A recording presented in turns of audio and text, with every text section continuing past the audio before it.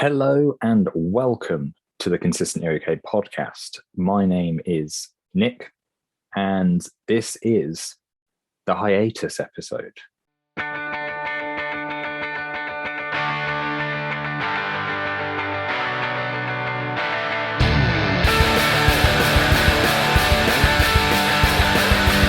So, hello, welcome. So this is a bit of a different episode. As you might have noticed, the artwork is in black and white. And part of that is because it is just me for this episode. I wanted to record an episode just purely because there have been a few things that have come out in the last, month or so that I've been utterly desperate to talk about. And we're still on our hiatus in between season 2 and 3. Still trying to figure out how we do season 3 and schedule it. And we've got plans. We really want to do it. So, just keep an eye on our social media for that. But for anybody joining on this hiatus episode, I am usually joined by Mr. Luke Barnes, who usually leads the podcast in a better fashion than I will throughout this entire episode. And he is sorely missed, for sure. I'd love to know what he thinks about the things that I'm going to talk about today. And I've seen a few things on his Twitter where he's talked about the things that he's seen. But I'd love to have the conversation and discuss it with him. However, Luke is unavailable. And so you're stuck with me. So I have no idea what this is going to sound like. I have no idea what it's going to be like. If you guys all think it's awful, please say so, and I will never do it again. If, however, you enjoy just having a bit of consistently okay ramblings, let me know. Just either way, let us know. Either message us on social media or leave a comment on the Instagram, whatever. Just let us know what you want. If you want me to just never talk again until season 3, I will do that. This is for you guys. So some of the things that I want to talk about. So for anybody who, again, hasn't listened to the podcast in the past, on the Consistently OK podcast, we talk about everything from films to video games to comics to TV shows. We have a deep-seated love for the show Marvelous Mrs. Maisel. So if you haven't, I feel like I need to plug this because Luke and I spent so long pushing it, so I'm going to do it on my own. If you haven't ever watched Marvelous Mrs. Maisel on Amazon Prime, stop listening to this podcast and go and watch Marvelous Mrs. Maisel, because it is possibly the best written show on television at the moment. Yes, there's that. So we sort of discuss all things pop culture. And in our second season, we had an in-depth series where we focused on all things Batman leading up to the release of The Batman in March of this year. So you can go listen to those old episodes and you'll hear Luke and I talk with other guests about such things. But for this one, I'm going to be talking about 4 things specifically that I've just been itching to talk about. And they are Obi-Wan, the series on Disney+, Stranger Things Season 4 Vol.1, and when you're listening to this, Volume 2 will be out, which I will probably be watching for most of tomorrow. And I might do an episode on that if you guys like this one. Ms. Marvel, up to episode 4, because I have watched all 4. And anybody who has listened to our Marvel podcasts in the past where we've talked about things, I am very 50-50 on Marvel. There is some stuff I absolutely love, and there is some stuff that I get frustrated by. Is Ms. Marvel one of those things? Who knows? We'll find out. And the last one I want to talk about is The Boys, which, again, if you're not watching, because you might be a bit superheroed out, it's well worth your time. It's just inventive and it's absurd in the best kind of way. The whole cast are amazing, but this season especially has just been, I feel like every episode's just been crazy. So we'll get to those. But to start with, I'm going to talk about Obi-Wan. This was sort of the main one that while I was watching the series, I just felt like I really wanted to talk about. and figure out a way to kind of talk about my feelings on it, because Star Wars is something that I absolutely love.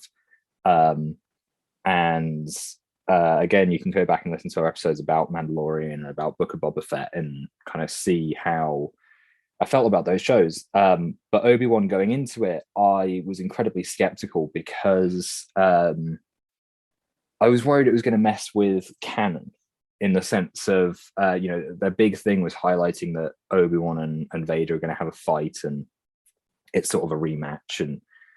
And whilst in my head I was like, that is cool, like their fight in Revenge of the Sith is epic in every way. I was also worried that they would be doing it for the wrong reasons, to try and sell you on the show. And for me, I felt like the show should be more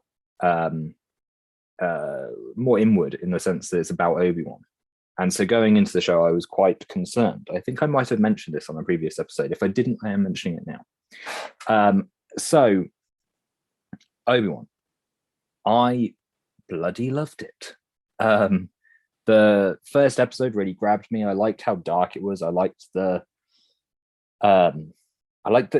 he was carrying the weight of what happened with Order 66 and with Anakin, that he's carrying that, along with like the feeling that the Jedi failed, that they lost, that it is done, in which I think he says in a trailer.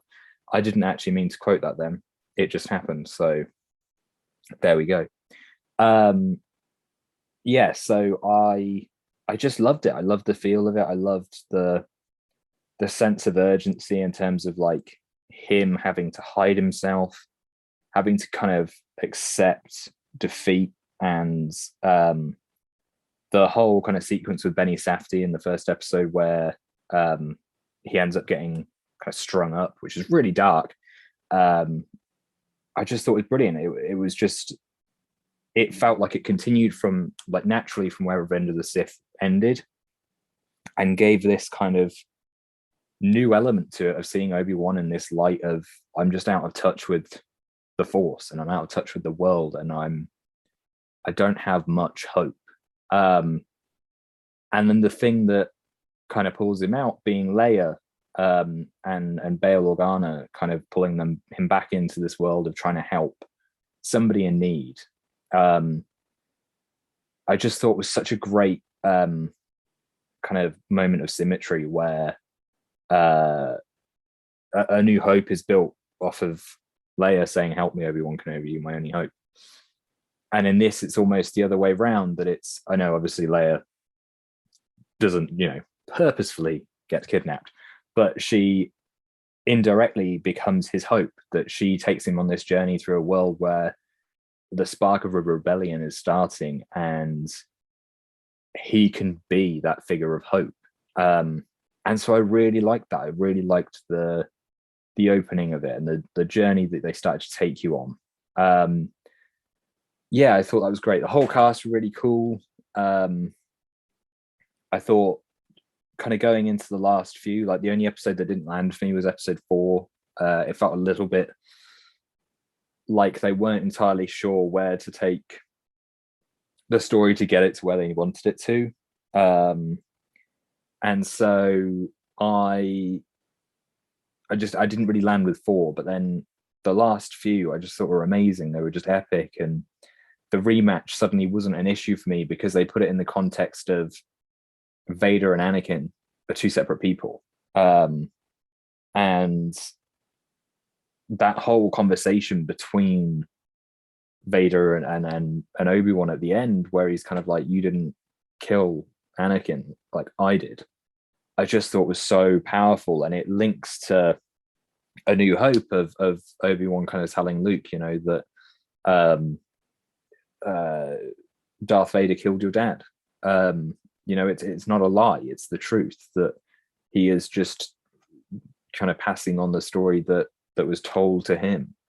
And I thought they just did that so well. Like, there was just so much heart to it. It felt as well like it was all, I talk about this a lot in the other episodes, but it felt like a real passion project for a lot of people. And I think it would have been easy for Ewan McGregor to just sort of walk into this role again and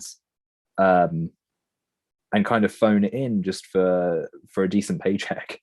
You know, like I feel like some cynical people I've seen talk about the show going into it were kind of saying, you know, it's not a show that needs to happen, and it feels like Disney cashing in a check, um, which I really don't think it is. I think when you see Ewan's performance in it, it is really powerful. Um, and Deborah Chow on directing duties does such an incredible job, like working with the cinematographer. It looks stunning, like some of the lightsaber stuff, the lighting. And I really, really like the close-ups that we get of Obi-Wan, where it's focused just purely on Ewan's face and his reaction to learning about things that are happening around him that he you know didn't expect, like finding out that Anakin is Vader. And I felt like all of that was really powerful, and they kept doing it. They kept giving these moments of Ewan's performance where it just felt so honest and so just stand out. It really did feel like he put a lot of work and a lot of passion into it, and I think everyone did. It came across like that. And I think, you know, Book of Boba Fett for me, it felt like they missed that trick. It felt a bit like The Mandalorian was really successful. Let's do a story about Boba Fett because he's the Mandalorian that people kind of know from the past, and that will work. But it didn't feel like there was necessarily a story to tell for Boba. That show for me felt very inconsistent, and like it didn't have a trajectory. Whereas Obi-Wan did. It was this guy who had lost everything and then got sucked back into the world, but found hope through that.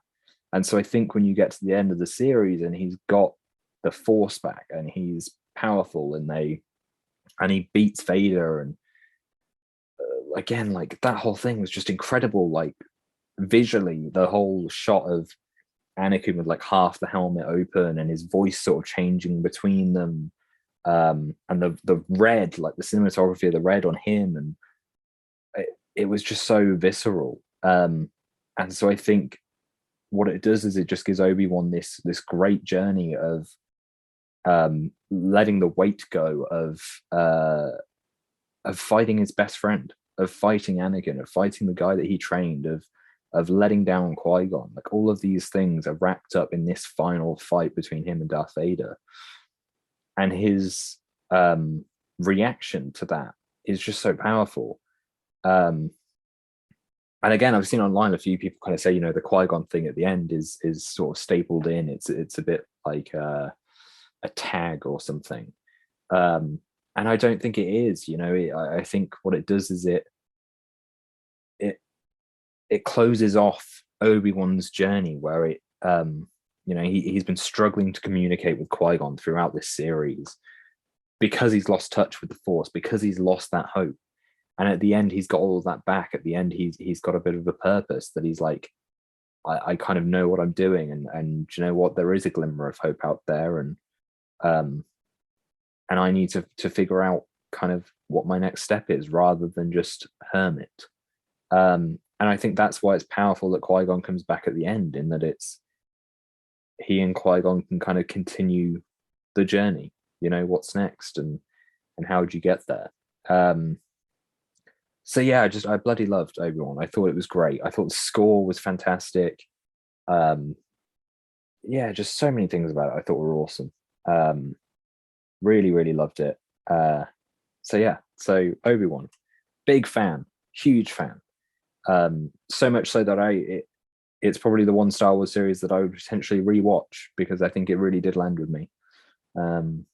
So yeah, so that's Obi-Wan.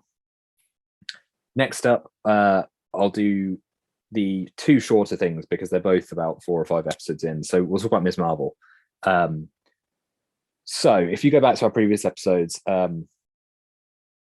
when Shang-Chi was coming out, or Shang-Chi was coming out, I think I said to Luke that the trailers didn't, like, it looked cool, the trailers didn't grab me, and I thought the bus CGI was awful. And I wasn't sure how to feel about it. And I saw it in the cinema and I absolutely loved it. I thought it was like one of the better Marvel films, just because it was just pure fantasy. It was just cool. Like the letdown which this is a running theme for me with Marvel, is like the humor. Like I thought the Trevor thing was just in it too much, and I really struggle with Marvel humor because it never feels like it's balanced correctly. Like they won't give you enough dark for that much light. And I get that these films are for escapism.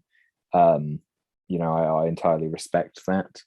And for a lot of people, these films are great for that you can just go and sit in a cinema for 2 hours and absolutely lose yourself in a marvelous world. But for me, I always look for something that's a bit more heart, and I don't mind things where they are darker. And I think, again, linking this to Obi-Wan is a show where there is a lot of dark, but then you get a lot of light, and I feel like the light moments are paid off better because you've been through the dark. And I think Marvel doesn't do that correctly all the time. Obviously, things like Infinity War and Endgame have those journeys, and they're done exceptionally well. But Shang-Chi did that for me. Shang-Chi was kind of like, there's a lot of stuff in there that's heavy, and then equally they give you a lot of light stuff. And so going into Ms. Marvel, this is how I'm linking these. The trailer for it, I can't remember if I said it to Luke or whether I just text it to Luke, but the trailer really didn't sell me. I thought the trailer looked awful because it just looked like Marvel humor for 2 minutes, or however long that trailer is. And it was just like, oh no, I don't like where this is going. And yeah, it just didn't land. But when I watched the first episode, I was really surprised. I found myself quite enjoying it. I like the setup. I like that it's quirky and it's got a pace to it. Like it's quite quick and things move. And I think the performances are amazing. The lead actor, I'm going to absolutely butcher a name, so I apologize, but Iman Vellani, just ignore that, is incredible for a first role. She embodies that role so much, and there is so much excitability to it that I think it's hard not to like her. And the actual core premise of the show, I think, is just super interesting in terms of, here's a kid who is absolutely obsessed with superheroes in a world that is populated by superheroes, and gets the chance to be a superhero, whilst also being in school, whilst also being part of a culture that might not necessarily understand the obsession with superheroes. And I just think it's really interesting. Like that side of things is amazing. Like I almost don't need the show to have a big bad. They've sort of introduced it now, but I feel like the setup for that, just seeing this person kind of learn to be a superhero whilst balancing school and her culture and the people around her, and I think that's all really interesting, and it's very intoxicating to kind of watch, in that you just kind of can't, like I did 2 episodes of it today, which is really rare with the Marvel thing. If I've let it build up, that I'll do 2 episodes back to back. I think the only thing I ever did that with, actually no, I watched Loki week to week. There's other shows where I've left them, like Falcon and Winter Soldier and Moon Knight and stuff. I've only ever been able to do like 1 episode because it never hooks me enough to want me to watch the next one straight away. Whereas Ms. Marvel, this morning I watched episode 3 and 4, and I was like, oh, do you know what? I'm happy to watch 2 hours of this because it's, or 80 minutes, whatever it is, because it's just a lot of fun, and it has got that, like, it's a little bit unbalanced at times with the humor, but then the last 2 episodes, 3 and 4, I feel like has brought in that darker side of it, and the trust issues, and the kind of just the sense of like the weight of being a superhero whilst doing all these other things. So yeah, I was really surprised by it, and I think that's a good thing. I was thinking about this recently, actually, with Marvel shows, that I almost look for things that are interesting and that do things in a different way. I feel like they're the ones that I really like. And as long as that balance is right in the sense of light and dark, because I think when they don't do things in like an interesting way, that's where it just becomes like humor constantly, and it's like one liner after one liner after one liner, and I think that doesn't stick with me. Whereas Ms. Marvel, she's fun, she's quirky, and she's excited because that's her character in that world. And and I think she plays into that really well. And yeah, it does it so naturally. I think that's the thing, is that it just gives you a sense of this person in a place and time, kind of going through the motions of being a superhero, um, in a world that's already populated by them. I think that's the other interesting thing, is that she's almost like the first superhero that sort of exists in that world where she's got like loads to live up to. And I know there have been others, like Kate Bishop kind of looks up to Hawkeye and whoever else, but for Ms. Marvel, it feels like she's stepping up to the plate, admiring some of the big players. And I think, yeah, it's cool. I really enjoy it. I've been really surprised by it, because it's just interesting, and it's doing something that I didn't expect it to do. And it actually gives me a lot of excitement for Batgirl, because the directors are the same, for anybody who doesn't know. Like, I think Leslie Grace is amazing. So, of course, she's going to be sensational with Batgirl. Brendan Fraser as a villain, awesome. Keaton's in it. What more do you need? But these directors, like, having not seen anything from it until Ms. Marvel, you can kind of see their style. You can see what they do, and the pace that they give things, and the balance that they give to their story, where it is these light and dark and quips and stuff in it. It suits superheroes. I think this is the kind of level of superhero that feels like a comic book. And I know some people have had an issue with the powers. I'll admit I haven't read many Ms. Marvel comics. I know she is an Inhuman. But I feel like the Jinn thing kind of works in this setting. Like, as somebody who doesn't necessarily know the ins and outs, it works. Yeah, and I think it's cool. I'm in for it. So yeah, Ms. Marvel, enjoying. The boys, going from one thing of light-hearted fun to the boys, which is, as I said, absurd, crazy. I never thought I'd see some of the stuff I've seen in it, like opening the first episode with the shrinking man blowing up somebody from inside their penis. Interesting, but so good. I think, again, the whole cast nail it. Visually, it's insane. I think everybody's doing just solid performances. Jack Quaid, I really like this kind of storyline they've gone for him as well with Huey. I haven't read the boys' graphic novels or comics, but I really like the sense of him kind of trying to be more than just a human, in the sense that he's like, I need to save people. Like, I can't keep being the trope of, like, I'm always in peril, because I feel like the first 2 seasons do that a lot, where he is just constantly the guy who's like, oh, I'm in peril. And so it's nice to kind of see him be like, I need to do this, and do it in a fashion where it means he's not doing the right thing. I think that's the interesting thing. And I feel like it is complicated. That's the thing that I like about it. This is where I think it's interesting, in that Starlight can obviously hold her own because she's awesome, but Huey kind of feels like he can't. And it creates an interesting dynamic, I think, of 2 people who are trying to save each other in different ways. And the tension there, I think, is just a really interesting conversation. So yeah, so that was great. The Herogasm episode, I don't even know where to start with this. I never thought I'd see something like that on TV. It was crazy. So much goes down in that episode as well. Like, it's really well written and paced, and I've appreciated that basically every episode this season so far has been an hour. I feel like if you can do that and your storytelling is still impeccable in terms of pace, and nothing feels like filler, and nothing feels like it's dragging, you've got a really good writer's room there. Yeah, I think The Boys is original. It's exciting. It's just bonkers. Yeah, that is the only way I can describe it. And I think if you haven't caught up with The Boys yet, go and do it.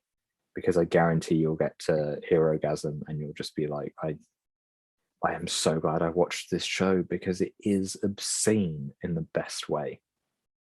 That's probably all I've got to say about The Boys, because it has just stumped me with how crazy it's got, but without ever feeling like, well, this is ridiculous. It's just like, no, this is where it would go if you had these kind of people. Yes, loving that. Also really liking Jensen Ackles as Soldier Boy. I liked him in Supernatural. And I think as Soldier Boy, he's interesting. And again, he's a complicated character in that you kind of like good, bad, messy, sort of lives in the gray area. Yeah, just kind of cool. I also loved an episode, I think it's 4, I think the one before Herogasm, or 5. My episodes are all over the place, but they do like a musical number, and it's done so well, and it doesn't ever feel out of place. It just feels completely correct, and yeah, I appreciated it. It was cool. Yeah. Okay. Right. Last thing, and then I will wrap up this hiatus episode, and you can tell me whether you liked it or you think I should just never do it again. Stranger Things Volume 4, Stranger Things Season 4 Volume 1. That's what I meant to say. Yes. I just loved it. Like, visually amazing. Like Vecna as a character, I thought was cool. Like prosthetics and the CG and the mix of it looked awesome. Again, really liked the D&D influence there. Thought the Hellfire Club stuff was awesome. I saw somebody with a Hellfire Club t-shirt the other day, and I was just like mad respect. I thought that was cool. The score is great. I thought the score in the 3rd season was amazing as well. I listened to that quite a bit, and I think the score for this season's been great. Steve is still the favorite. He is just awesome. And Maya Hawke is probably my 2nd favorite character. I think, well, she is the actor, but I can't remember her character's name at the moment. But she was great. I feel like their dialogue, their back and forth, their kind of conversations are just scripted so well, and they both act them in such a natural way that you can kind of just almost feel like off camera they still have that same conversation thing. I think there's a few things like that where you can watch actors talk to each other on film, and you can kind of see like off screen they'd almost be the exact same. And I wonder that about a lot of the Stranger Things cast, whether off camera they're not in peril, they're not living in the Upside Down, but they have that rapport, and I think that works really well. Yeah, I just thought that was really cool. So yes, Steve still awesome. Vecna awesome.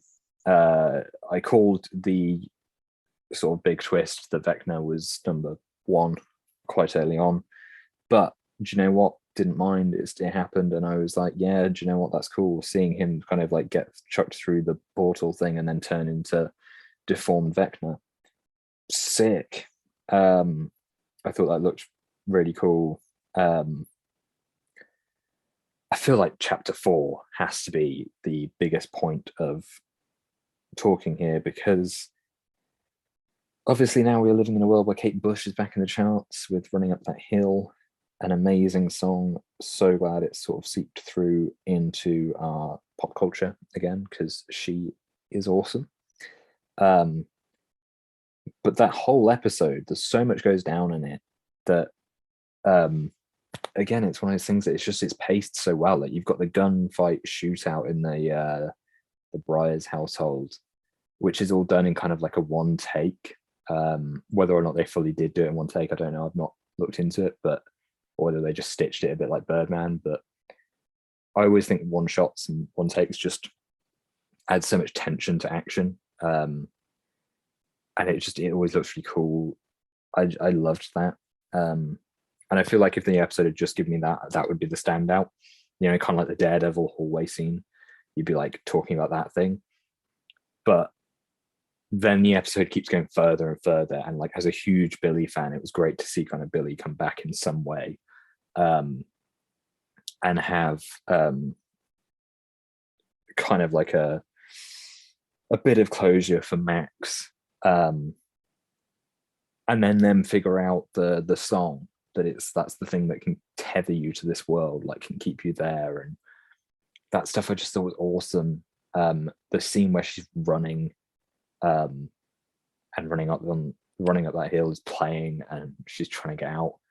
It was just so tense. You kind of like genuinely I didn't know whether she can get out. And I think that is a credit to the writing, the directing, the visual effects, the performance, a credit to every single part of that, because the passion in making it makes you feel something. It makes you feel as if you're kind of like, oh my God, I need her to get out. Because this is everything. Like if this doesn't pay off with her getting out, I feel like I'm going to be emotionally wrecked. And so I thought all of that worked so well. It was just so powerful. So yeah, I feel like episode 4 is the sort of big one. I think it was 4 anyway. I will double check this now. Just because it was so powerful in every way. So that was great. It is chapter 4, yes. Eddie Munson. What a cool character. Although I am nervous for this volume 2, because I'm sure some people listening to this now might have even seen volume 2, because this is coming out on the day that volume 2 is out. But I feel like Stranger Things has this recurring theme of introducing cool new characters like Sean Astin, Billy, and now Eddie. Really Maya Hawke, who's called Robin. I just saw it. Bang, nailed it. Corrected myself from earlier on. I feel like she's the only one that at the moment hasn't, but I feel like Eddie could be the one that dies next, because there was a running theme there with Sean Astin and Billy getting killed. And my guess is Eddie goes out with some way with his guitar, because I feel like either he goes out with his guitar or he's going to do some monumental thing with it. Don't know what. Maybe takes things upside down. Maybe kills a bunch of people. Cool. Awesome. People, I say, creatures, demogorgons, that kind of thing. It was just, yeah, he's awesome. He's got a lot of just great lines, strong performance again. And he quickly, I think within his first kind of scene, just felt like a character you kind of like, yeah, he's fun. And I thought the way that people were dying in this season was just savage. The whole like lifting them up and then they like snap and break and sort of implode was just like, oof, that is heavy. Like it is really graphic, and like their chin sort of dislocates and goes too long and stuff like that. I thought was really well done. So I felt like they nailed the horror element that almost season 3 didn't have. I think season 3 went a bit more action. I still loved it, but it definitely went more action, whereas 1 and 2 felt a bit more horror. This sort of feels like they pulled it back into that horror realm of just making terrifying creatures and like the flying things. And when Steve's getting sort of pecked at and bit, I was like, no. And also grim.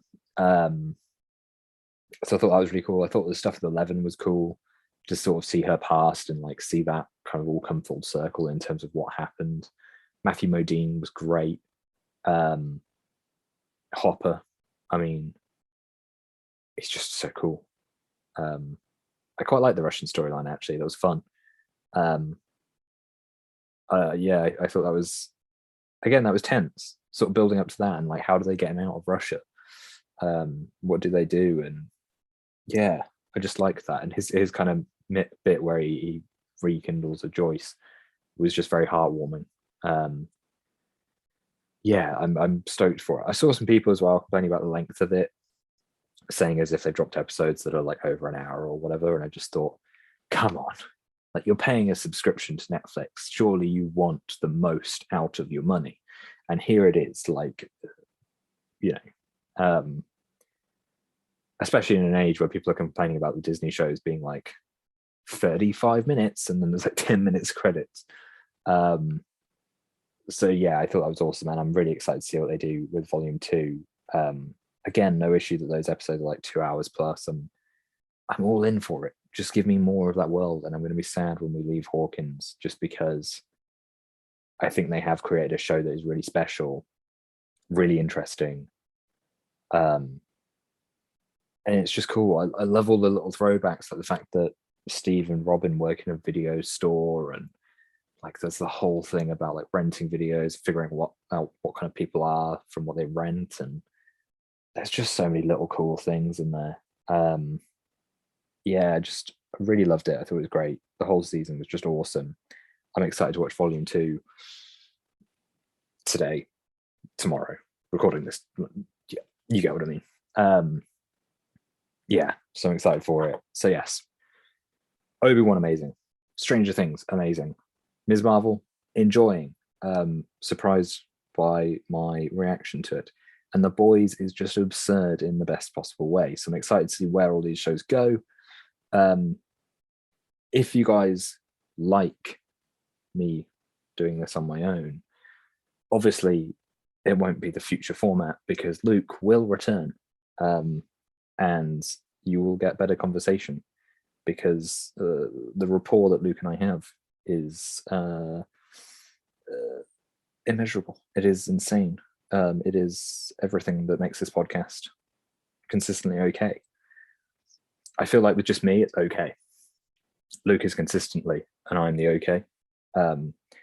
So yeah, but obviously, if there are a few things that are kind of coming out in between when we're doing season 2 and 3, just let us know, and I will try and record an episode if you like this. If you don't, just say, or don't, and I will assume that people didn't like it. And yeah, that's it for now. That's kind of all I've got, is just those 4 things. In terms of Umbrella Academy, because I'm sure some people were wondering whether we watched it. I have seen the first episode. I watched it this morning. It was cool. I loved the opening, the Footloose opening. Brilliant, clever. The fight that followed, also brilliant, clever, done very well.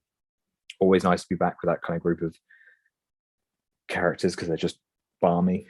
So I'm excited to see where that goes. And I probably will watch it. However, Stranger Things tomorrow will take precedent over everything else. And yeah, that's it for now. I hope you enjoyed this hiatus episode. Luke, if you're listening, I miss you, and I will see you soon. Listeners of the Consistently Okay podcast, thank you for listening to me ramble on my own. And yes, I will see you all. I won't see you. I'll speak on another podcast soon. But this is enough of my rambles. So thank you, everyone, for listening. Remember to like, subscribe, follow us on Instagram at ConsistentlyPod, and on Twitter at ConsistentlyPod. We're on YouTube, where we put up some of our videos, so you can see us talking to each other rather than just our audio. And yeah, we hope to have news about season 3 at some point. We do have plans, as we previously mentioned in our last episode together.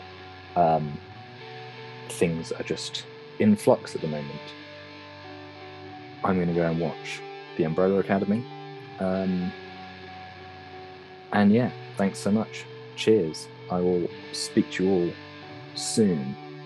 Bye for now.